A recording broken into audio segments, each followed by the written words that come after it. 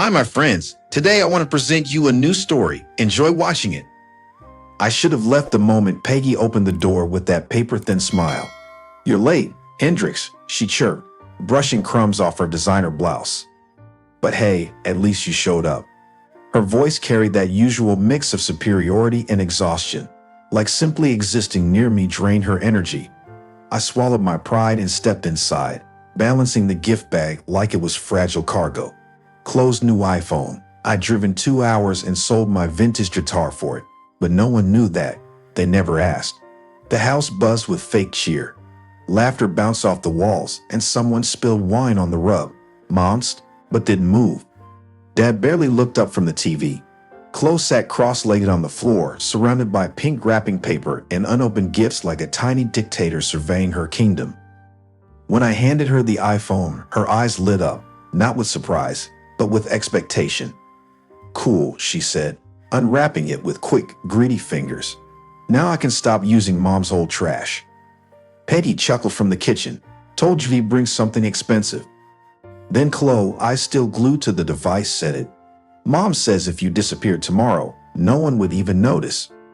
The room fell silent for one beat too long. I looked around, waiting for someone to correct her, to soften it, to say she doesn't mean that. But then laughter. Short, sharp, cruel. Dad guffawed. "She's got your wit, Peg." Even Mom smiled behind her wine glass. "Kids say the darndest things, don't they?" Peggy didn't laugh. She just smirked. Smug, victorious. Something in me cracked. Not loudly, not dramatically. Quiet, like old glass giving way under pressure. I stood there, watching Chloe swipe through setup screens, her fingers moving faster than her thoughts. She didn't say thank you. No one noticed when I walked to the door, slowly putting on my coat. "Hendrix," Mom called out lazily, "you're not leaving already, are you?" "I forgot something at home," I replied, my voice even. Peggy raised a brow. "Oh, a spine." More laughter. I didn't answer. I didn't look back. I just closed the door behind me. And for the first time in years, it didn't feel like I was walking away from something. It felt like I was walking towards something. The air in my apartment was still when I returned, too still. No music, no TV, no calls waiting. Just the hum of the refrigerator and the echo of my own pulse. I sat on the edge of my unmade bed, still wearing my coat, staring at the half-packed suitcase I hadn't touched in weeks. They laughed at me. Not just laughed, they dismissed me like a bad joke at someone else's expense. I stood up, slow and mechanical, and opened my laptop. The glow of the screen felt colder than usual. I began with my bank app. Cancel Netflix. They never asked, but I've been paying it since 2014. Cancel the car insurance. Dad's rusty truck was still under my policy. Amazon Prime, Spotify, Hulu, HBO Max, all linked to my email, all used by them. Peggy had even ordered her silk pillowcases on my account last week. I removed each device, each profile, with the precision of a surgeon. Click, remove, delete, confirm. And with every click, I felt lighter. Then I opened the credit card account. Peggy's, my name, her indulgences. I scrolled through the charges, wine clubs, eyelash serums, a $248 sushi dinner on a Wednesday night. Under nickname, she had labeled the card emergency use only. I hovered over the close account button and clicked. The silence afterward felt sacred. At dawn, I drove back to their house, tires crunching over gravel, mist clinging to the windshield like breath on glass. I parked 3 houses down, hooded and invisible. No lights were on yet, just the porch camera blinking in sleep mode.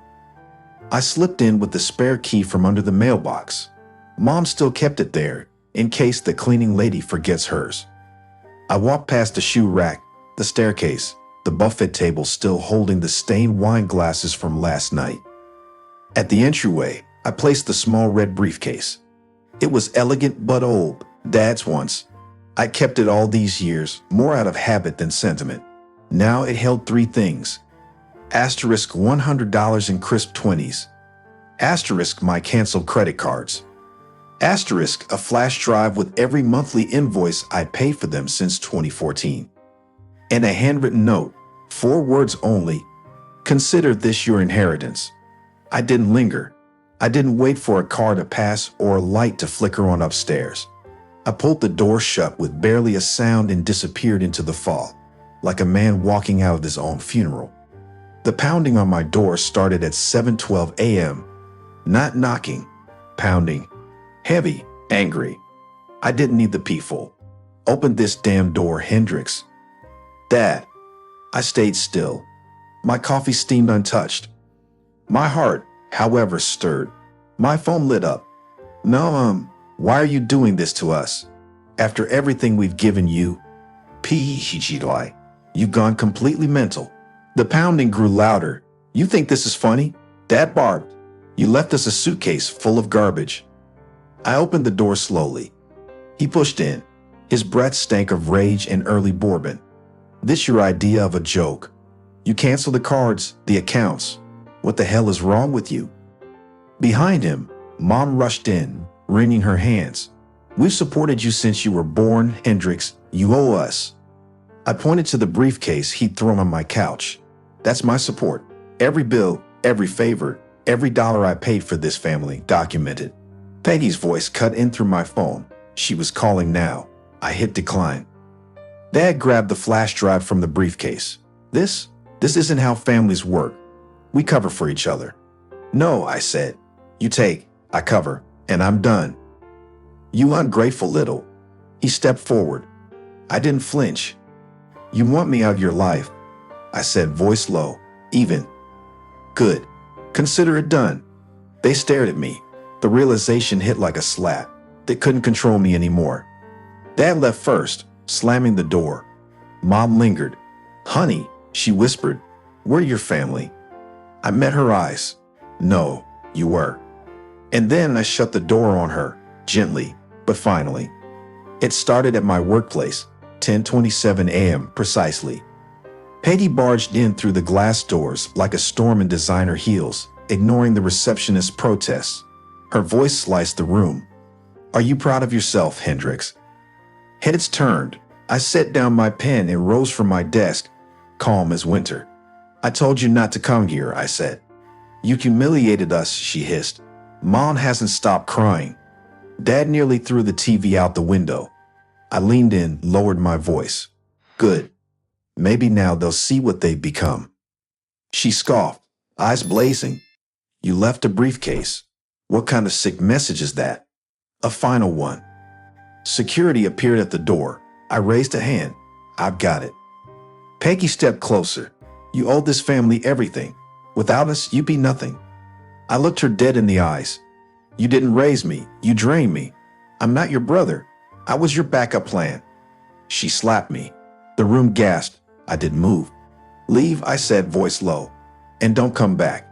That night, my landlord knocked, shifting awkwardly. Your family's downstairs. Again. I walked to the window. They stood on the curb, holding signs. We forgive you, Hendrix. Manipulation in bold Sharpie. I turned to the landlord. They're not my family anymore. He nodded and walked off. I closed the curtains. 3 days passed in silence before the message came. Let's start over. Just you and me. Game tonight. Section 112. Dad, I stared at the screen. A final test? A trap? Curiosity won. The stadium pulsed with cheers and beer foam. I spotted him, Dad, already seated, grinning like a fox in borrowed innocence. But it wasn't him that caught my eye. It was the small red briefcase on the ground by his feet. So that's what this was. Thought you might want it back. His voice feigned warmth. You left it behind like a breadcrumb. I left it behind like a tombstone, I muttered. He stiffened. Look, your mother's losing sleep. Penny's not eating. Is this about money again? No, he said too quickly. It's about family. I leaned forward, eyes locked on his. Family doesn't show up only when the card gets declined. He frowned, then reached for the briefcase. There are documents in here you'll want. Joint accounts. Your name's still on them. I stood. No, you want me back under your thumb. This? It's not reconciliation. It's repossession. He stared up at me, confused. Or just pretending. I walked away without taking the briefcase. Behind me, the crowd roared for a touchdown. He didn't move. That was the moment I knew I wasn't walking away from them. I was walking toward myself. Friends, what do you think of this story? Write your opinion in the comments. Would you like more stories? Don't forget to subscribe and hit the bell button so you don't miss any videos. See you tomorrow.